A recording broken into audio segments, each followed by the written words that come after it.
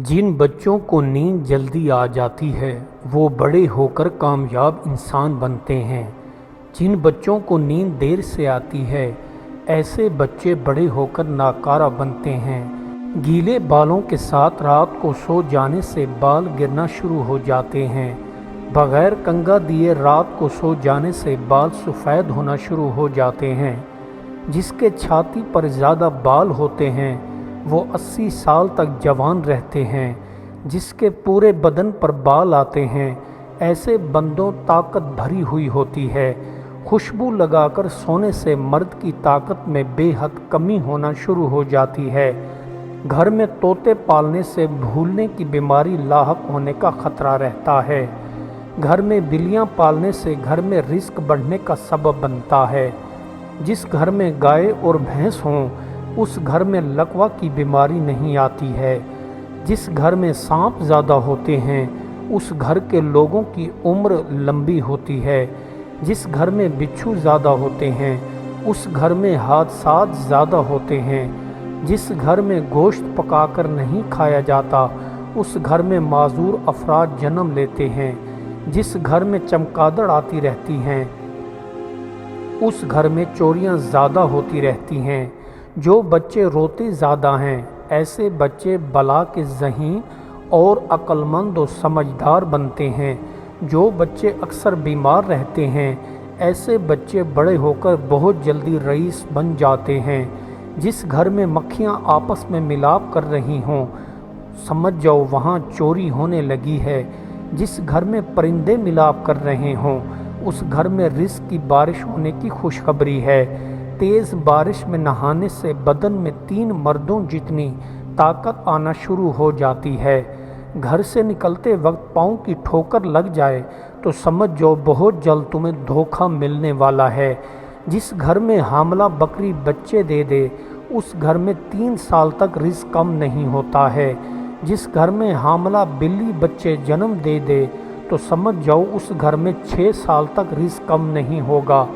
اگر تیز تیز چلنے کے عادی ہیں تو یاد رکھیے آپ زندگی میں جلدی رئیس بن جائیں گے۔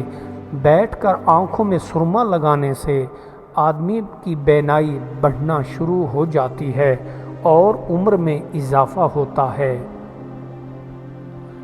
خوش خلقی ایک پھول کی مانند ہے جس کی خوشبو سے سب لوگ کھنچے چلے آتے ہیں۔ پھول کی خوشبو کی طرح خوش خلقی بھی جگہ جگہ پھیل جاتی ہے۔ وہ بستی جو کبھی ویران نہ ہو عدل ہے۔ خلق سے دور رہنے سے انسان دنیا کی تکالیف میں گھر جاتا ہے اور وہ راہ راست سے بھٹک جاتا ہے۔ نئی تہذیب اس وقت جنم لیتی ہے جب کوئی انسان گروہ کسی مشکل صورتحال پر قابو پانے کے لیے غیر معمولی سوچ سے کام لیتا ہے۔ نقصان اٹھانے کے بعد جو چیز حاصل ہوتی ہے وہ تجربہ ہوتا ہے۔ جو بندہ جذبات کے طوفان میں سے نہ گزرا ہو وہ کبھی جذبات پر قابو نہیں پا سکتا۔ بادشاہ ان 3 باتوں کے علاوہ تمام باتیں برداشت کر لیتا ہے: افشائے راز، ملک میں بغاوت پھیلانا اور حرم میں دست درازی۔ جب طاقت ننگی ہو کر سامنے آ جائے تو پھر وقوع ملکی ہو یا بین الاقوامی ایسی طاقت کا استعمال زیادہ سنگ دل اور شفاقانہ ہو جاتا ہے۔ برے وزیر ظالموں کے مددگار اور گنہگاروں کے بھائی ہیں اور ظالم حاکم تمام امت سے برے اور پیشوانے دین کے دشمن اور مخالف ہیں۔ ان سے مصافحہ مت کرو جن کے ہاتھ بے گناہ کے ظلم و ستم سے رنگے ہوئے ہوں۔ بڑے آدمیوں کے المیے بھی بڑے ہوا کرتے ہیں۔ اکثر بہت زیادہ چاشنی بہت زیادہ تلخی میں بدل جاتی ہے۔ دنیا میں چند لوگ ایسے بھی ہیں جو صرف پیدا ہونا جانتے ہیں مرنا نہیں۔ مصیبتیں انسان کو مضبوط بناتی ہیں، ایک بلند اور ہمت والا بناتی ہیں۔ مصیبتوں کو صبر سے برداشت کرو، بہت سارے موتی ملیں گے۔ 2 چیزیں ایسی ہیں جن سے ہمیں کسی صورت بھی منہ نہیں موڑنا چاہیے ورنہ ضلالت کا گڑھا وہ ہمارا مقدر ہوگا، اور ایک عاجزی اور دوسرا دوسروں کی مدد کرنا اور مہربانی کرنا۔ جو شخص خوبصورت گھوڑے اور قیمتی لباس سے فضیلت حاصل کرنا چاہتا ہے وہ جاہل ہے، کیونکہ گھوڑے کی فضیلت دوسرے گھوڑوں پر اور لباس کی فضیلت دوسرے لباس پر ہوگی، نہ کہ خود اس پر۔ معصومیت کی ایک بڑی خوبی یہ ہے کہ جو بھی دیکھتا ہے اس کی بھلی لگتی ہیں، لیکن اصل میں یہ بھیڑوں میں چھپا ایک بھیڑیا ہوتا ہے جو موقع ملتے ہیں اپنا وار کرتا ہے۔ محبوب وہی بنتا ہے جو دوسروں سے محبت کرتا ہے۔ جو محبت نفرت میں تبدیل ہو جائے، ایسی محبت کو محبت نہیں کہا جا سکتا۔ دوستی کا نازک دھاگا دراصل فرشتوں نے تھام رکھا ہے۔ محبت اور اخلاص کی پریاں جس کی حفاظت کرتی ہوں، دنیا کی مخالفت اسے کیسے توڑ سکتی ہے؟ اگر تم کسی پر کیچڑ نہ اچھالو گے تو تم پر بھی کیچڑ نہیں اچھالا جائے گا۔ مبارک ہے وہ آدمی جو احمقوں کے مشورے پر نہیں چلتا اور خطا کاروں کی راہ میں کھڑا نہیں ہوتا۔ بدوں کے ساتھ جس قدر نیکی کی جائے اسی قدر ان کا فتنہ و شر زیادہ ہوگا، اور ان پر جتنا احسان کیا جائے اتنا ہی وہ برائی کرنے پر آمادہ ہوں گے۔ جب انسان اللہ کی مرضی کے مطابق زندگی بسر کرنے لگتا ہے تو اس کے اندر ایک خاصیت جنم لے لیتی ہے کہ وہ دشمنوں کو بھی دوست بنا لیتا ہے۔ انسان اعمال میں آزاد تو ہے، لیکن اس کی آزادی لامحدود نہیں، اس لیے کہ اس کے اختیار میں کچھ شائبہ صبر بھی ہے۔ صبر اختیار کر، اگرچہ صبر تکلیف دہ ہے لیکن اس کا پھل نہایت ہی شیریں اور میٹھا ہے۔